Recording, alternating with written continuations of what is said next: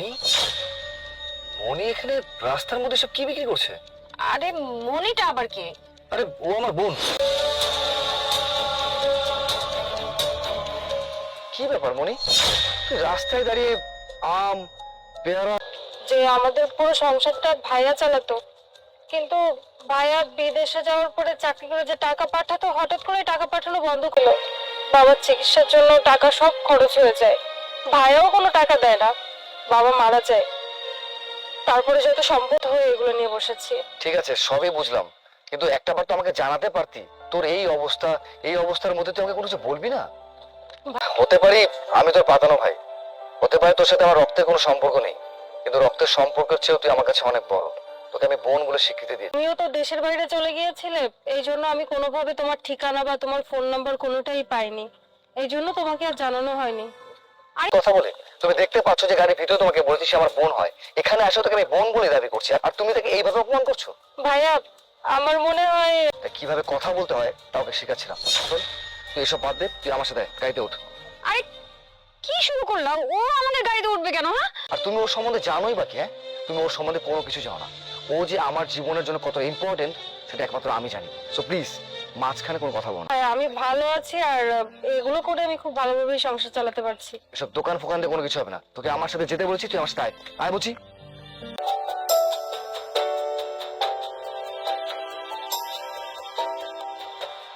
এই, তুমি কি পাগল হয়ে গেছো? এই আজকে যদি তুমি জানো যে ও আমার জন্য কি করেছে, তাহলে তুমি বুঝতে পারবে যে ওর গুরুত্বটা কেন আমার কাছে অনেক বেশি। তাহলে শোনো। হ্যালো বন্ধু, কি করেছে? আবার পরীক্ষার ফিসও বাকি আছে। সবকিছু মিলিয়ে আমার 50,000 টাকা না হলে চলবেই না। আর তাছাড়া আমার হাতের অবস্থা তো তেমন ভালো তোর কাছে নাই না। আচ্ছা ঠিক আছে, সমস্যা নেই, রাখ। বলবি? বলছি যে ভার্সিটির বেতনটা তো এই মাসে দেওয়া হয়নি, তুমি আমাকে টাকাটা দিয়ে দাও, আমি দিয়ে দিব। ভার্সিটির বেতন? ভার্সিটির বেতন তুই কি করবি? তো দেখতে পাচ্ছি, আর যে গরম বাইরে পড়ছে, আমি তো প্রতিদিন ভার্সিটি যাই, তুমি আর কষ্ট করে কেন যাবে? আমি যেহেতু প্রতিদিন যাই, বেতনটা আমিই দিয়ে দিব।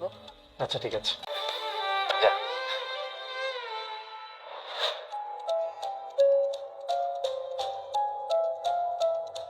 কথা বলতে শুনেছি, এই খাবারটা দেওয়ার জন্য আমি তোমার এখানে এসেছিলাম। শুনলাম তুমি নাকি 5 মাসের বাসা ভাড়া দাওনি, তোমার সামনে এক্সাম, পরীক্ষার ফিসও দিতে পারোনি। টাকার আমার খুবই প্রয়োজন ছিল, আর সঠিক সময়ে আল্লাহ জুগিয়ে দিয়েছে। যাই হোক, তুই আমার জন্য যা করেছিস এই ঋণ আমি আজীবন মনে রাখবো। দেখা হয় তুমি সবসময় আমাকে বোনের মতো টেক কেয়ার করো, আর আমি বোন হয়ে ভাইয়ের এটুকু সাহায্য করতে পারবো না? আচ্ছা ঠিক আছে, তবে হ্যাঁ, এই টাকা কিন্তু সময়। কিন্তু মাংস আর ভর্তা ভাত আছে, খেয়ে নেবে। ঠিক আছে, আসি। ছেড়ে বলতো। দেখো, আমরা মানুষ, একটা মানুষ যখন একজন মানুষের উপকার করে, আমাদের উচিত, আমাদের কর্তব্যের মধ্যে পড়ে যে যে তোমার উপকার করেছে, তুমি তার পাশার মতো রয়েছে, রাস্তায় দাঁড়িয়ে সে ফল বিক্রি করছে, এতে দেখে না আমার খুব খারাপ লেগেছে। তাই পুরোনো দিনের কথাটা আমার মনে পড়ে গেছে। ঠিক আছে, তুমি আসো আমার সাথে।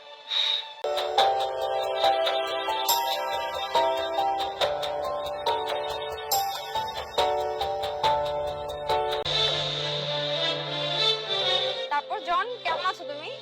আরে আমার কথা ছাড়ো, আমি তো বেশ ভালোই আছি। তোমার কি অবস্থা? জন? উনি কে? কে ও?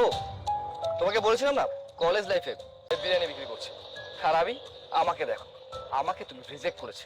আমাকে তুমি কি বলেছিলে? আমাকে তোমার ভালোবাসার মতো লাগে না, তুমি ভালোবাসো তাকে। আমার জায়গায় থাকতে তাহলে আফরিনের জায়গায় তুমি থাকতে, তুমি এই লাক্সারিয়াস লাইফটা লিড করতে পারতে, বাট তুমি তো পছন্দ করেছো সেই হবে কোনো দিন মজুর, রাইট? আর না, এটাই থাকে, আর যেটা এখন তুমি ভোগ করো। নিপু, তুমি এখন এখানে, আর এরা কে? ওরা হচ্ছে আমার কলেজ ফ্রেন্ড। কেন? আমি এটা ভাঙতে দিচ্ছি। আরে না না, থাক, তারা দরকার হবে না। এক কাজ করো, ওটা তুমি টিপস হিসাবে রেখে দাও, ঠিক আছে? কি ব্যাপার নিপু, ওরা মনে হয় তোমার সাথে খারাপ ব্যবহার করছে? আসলে আমার ওই ফ্রেন্ড আমাকে অনেক পছন্দ করতো, আমি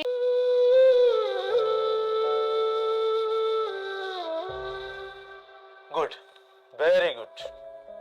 আর আমি চাইলে আপনাদেরকে প্রজেক্টের জন্য সই করে দিতে পারি, বাট আমি দিতে পারবো না। আমার উপরে ম্যাম আছে, উনি দেখবে, দেন উনি মিটিংয়ে ব্যস্ত আছে, মিটিং শেষ করে এসে আপনাদের সাথে কথা বলবে।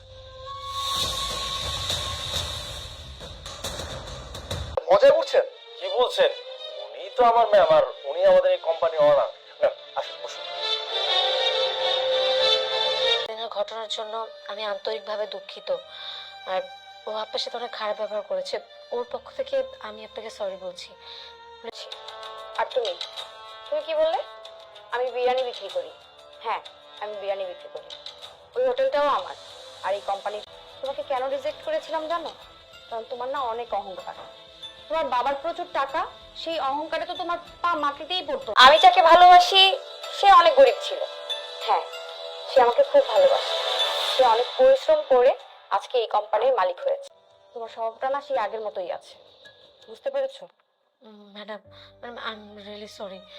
ম্যাডাম প্লিজ এই প্রজেক্টটা সাথে আমার কোনো কিছু নেই। আচ্ছা, আমি ফাইলটা দেখছি। সরি, আমি আপনাদেরকে অপদস্থ করছি, তার মানে এই নয় যে তুমি আমার কাজের সাথে আমার পার্সোনাল ইস্যু টেনে আনবে।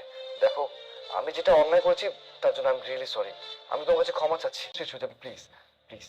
দেখুন, আপনারা ভাববেন না আপনাদের ব্যবহারের জন্য আমি এই প্রজেক্টটা ক্যান্সেল করছি। এই প্রজেক্টের পেপারগুলো আমি কখনো অবৈধভাবে কোনো কাজ করিনি, অসৎভাবে টাকা ইনকাম করি না। আর এই বেআইনি কাজ আমার পক্ষে সম্ভব না করা। কিছু দেখছেন, এগুলো আমার খুব পরিশ্রমের। সরি, আমি এই বেআইনি কাজটা করতে পারছি না। নিপুণ প্লিজ। দেখুন, আপনারা এখন আসতে পারেন।